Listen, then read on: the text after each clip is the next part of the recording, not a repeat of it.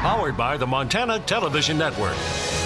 This is the 10 o'clock news on Q2, Montana's news leader. Good evening and thanks for joining us tonight. I'm Russ Riesinger. Here's what's happening. Tonight, Billings police are investigating a shooting, the second in the city in less than 24 hours. It happened earlier this evening on Florine Lane. That's near Central Park. All of Florine was blocked off. Police sent out a tweet saying one person had been taken to the hospital. We don't know any further details right now about the victim's condition or what might have led to the violence.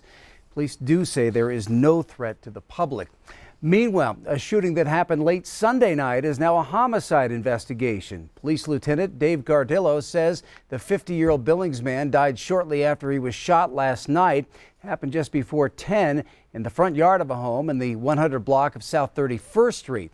The man was taken to the hospital and died. Cardillo says no suspects are in custody. He says investigators are talking with witnesses and reviewing surveillance video. The victim's name has not been released.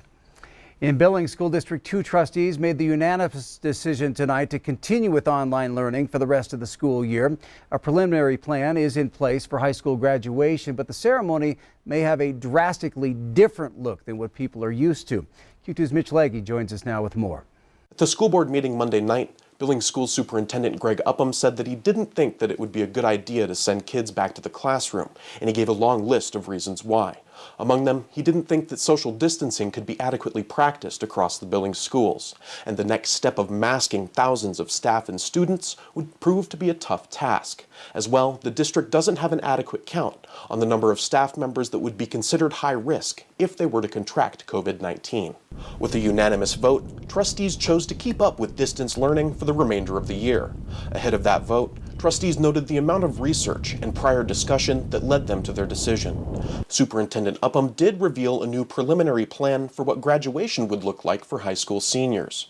It calls for separate ceremonies to be held inside the 3 Billings high schools' auditoriums. Only 10 students would be allowed to graduate at a time in each ceremony. Upham said that process is scheduled to start in early or mid-May, and the process could take days to complete. Graduates would walk across a decorated stage and pick up their diploma from a table. Another restriction to note with this changed ceremony is that no family members would be allowed inside to watch as part of this preliminary plan. Upham did say that Yellowstone County Health Officer John Felton has approved this preliminary plan for graduation, and it could be changed and shifted if Montana Governor Steve Bullock lessens group gathering restrictions across the state. That means that more graduates could be allowed to cross the stage at a time, and even the possibility of family members being allowed inside. In Billings, Mitch Legge, MTN News. All right, thank you, Mitch. And he added that the district will have to look at learning retention over summer months. Administrators are expecting a larger drop than normal after months of online learning. Other schools across the area have also made the decision to close. Billings Catholic Schools announced its decision to remain online today, along with schools in Laurel. They now join the schools in Lockwood, Shepherd, Red Lodge, and Joliet in the decision to keep students learning in a virtual setting. Yellowstone County Health Officer John Felton gave an update to City Council tonight and talked about the challenge of youth sports returning to play. Youth athletic activities are allowed in Phase 1, but only when social distancing can be maintained. Now, Felton says he's concerned that may be tough to do with baseball and softball because dugout space is limited and players often share the same equipment. That's part of my concern about the issue of shared equipment. So, we share bats, we share clearly balls as they get tossed around. Those are the things that make me concerned. And the reason I'd hope that before any of these leagues jump out, we would have a chance to kind of figure out how we're going to manage those types of concerns. Felton says it is possible that there are virus particles on a surface that they can transfer those particles to another person. Most of the youth fields are on city property, so the decision would be up to council to open them. Well, today was a big day across the region as the state begins to lift its stay-at-home order and allow Main Street and retail businesses to put the "We're Open" sign back in the window. It was a noticeable difference here in Billings. Traffic was the heaviest it's been in weeks along Grand Avenue in Billings as retail shops and other businesses once again opened their doors. Business wasn't exactly brisk at Rimrock Mall, but a steady stream of people could be seen going in and out throughout the day. After being, sequestered, if you will, for 5 weeks, 6 weeks, it's fun to see the merchants, the customers, the mall walkers, the community back out, and so it's been good. Right now, a little less than a third of the stores in the mall are open, just 19 of 65, but Hartley expects that number to start picking up. I think that largely most of the folks are observing the social distancing. I think that they take it serious. I think the community takes it serious, and so it's been fun. It's been fun to get back out and interact. At the Great Clips, people stood outside in line to wait for a haircut. Only 5 people are allowed inside at a time. Businesses in Billings are being asked to be part of the Safe and Open campaign. And so the idea is that businesses will take that pledge to be open and safe and create an environment for their staff and for customers to feel comfortable and safe while they're doing business. And beginning next week, bars, restaurants, and casinos can all open up with restrictions, of course. The governor's order allows local jurisdictions to set more strict requirements, like in Missoula County, where salons will not open until Phase 2. Now, the state doesn't have a hard time for when Phase 2 might begin. The unemployment impact on Montana is best told through the numbers, and we can report tonight there are more than 66,000 Montanans who filed claims through April 18th. We've gone from an unemployment rate of 3.5% last month to more than 12% today. The number of claims is up 575% in a month.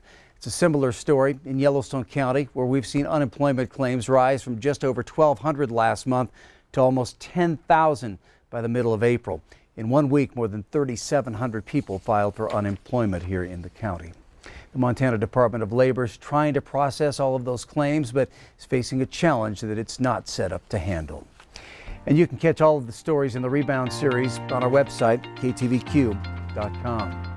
Another Montana man has died from complications due to COVID-19. This marks the first COVID-19 death in Gallatin County, the 15th now across Montana. The state also reports one more confirmed positive case of coronavirus today. That person is here in Yellowstone County. 449 people have tested positive. 352 of those have now recovered.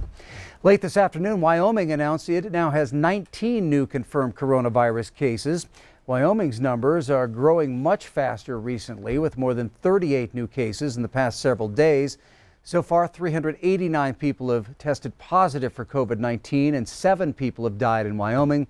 Public health orders remain in place until Thursday there. Well, Montana reported just a single case of confirmed coronavirus today. Most neighboring states are dealing with rapid increases. South Dakota added another 65 cases, jumping its total to more than 2,200. North Dakota also added 64 cases. Idaho added another 10.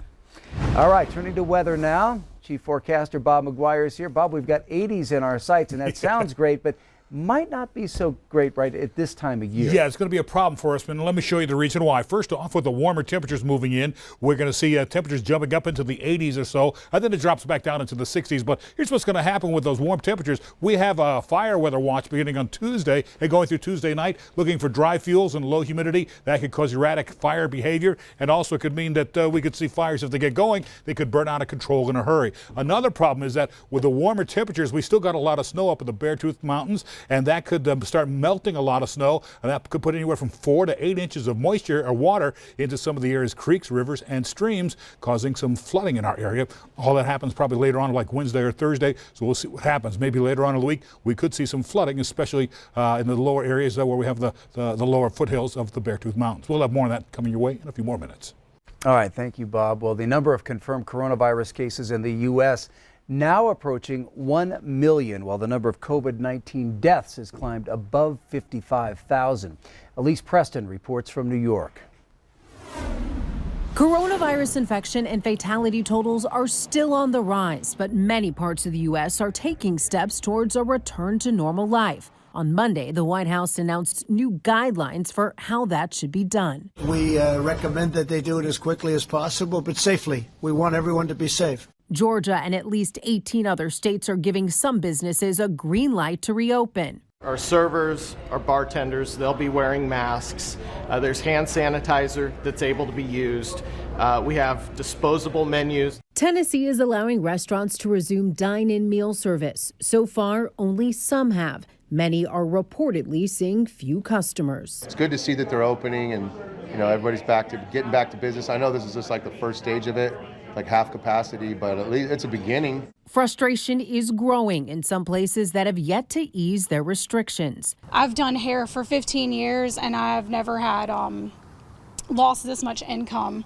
And it's not fair, and I feel that there should be a choice that if a stylist can return to work, they can make that decision. Many governors fear COVID-19 cases will spike if they reopen their states too soon. The stay-at-home order, which has been in effect since March 21st, will remain in effect in its entirety until further notice. Meanwhile, California's governor is warning of a crackdown after warm weather led to beaches being packed. This virus doesn't take the weekends off. This virus doesn't go home because it's a beautiful sunny day around our coasts. Newsom said the state won't be able to reopen unless social distancing rules are followed. Elise Preston, CBS News, New York. President Trump suggested today that schools in some states may be able to reopen during the current academic year. Still to come on tonight's 10 o'clock news, it's the season for seasonal allergies, but it's requiring extra precautions this year. We'll explain. Plus, Montana State University now on the front lines in the battle against the coronavirus. We'll have details. And in sports, Major League and minor league owners creeping closer to an agreement. Is it good news for the Mustangs? Scott will have the latest. You're watching MTN News with Janelle Slade and Russ Riesinger. Storm Tracker weather with Bob McGuire. And sports with Scott Breen. This is the 10 o'clock news on Q2, Montana's news leader.